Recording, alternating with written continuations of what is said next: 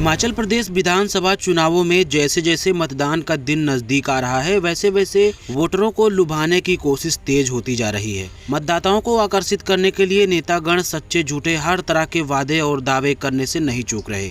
इस बीच हिमाचल में एक चुनावी जनसभा को संबोधित करते हुए बीजेपी अध्यक्ष जेपी नड्डा ने यूक्रेन में फंसे भारतीय छात्रों के रेस्क्यू का सारा श्रेय प्रधानमंत्री को दिया। तो बीजेपी अध्यक्ष के इस दावे पर लोग तंज करने के साथ ही प्रश्न चिन्ह भी लगाने लगे। दरअसल सभा को संबोधित करते हुए जेपी नड्डा ने दावा किया कि यूक्रेन में हमारे 32,000 छात्र जब फंसे थे तब प्रधानमंत्री ने पुतिन और जेलेंस्की को फोन करके युद्ध को रुकवा दिया था। इसके बाद ही बच्चों को यूक्रेन से सुरक्षित निकालकर भारत लाया जा सका। बीजेपी अध्यक्ष के इस बयान को बीजेपी के ऑफिशियल ट्विटर हैंडल से भी शेयर किया गया है, जिस पर लोग अब सवाल खड़े कर रहे हैं। स्वतंत्र पत्रकार रणविजय सिंह ने अध्यक्ष जेपी नड्डा के इस बयान को मजाकिया बताते हुए उन पर कटाक्ष करते हुए कहा, ये अर्ध सत्य है।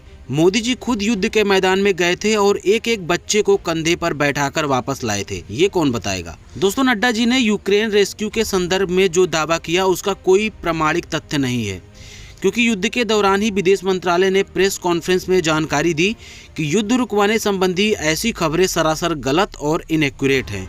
Extrapolating that to say that somebody is holding a bombing or that this is somewhere we are coordinating that, I think is absolutely inaccurate. I don't think if I could be more facetious, then it will extrapolate itself. So we would then order a resumption of bombing. I think that's really getting a bit much ahead of ourselves.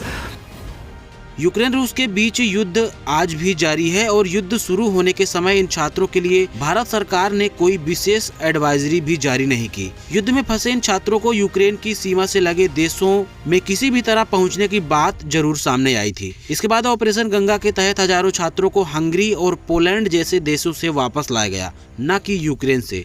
PM Modi की शान में Ukraine रूस युद्ध को रुकवाने का दावा BJP के रविशंकर प्रसाद और बंदी संजय कुमार भी कर चुके हैं।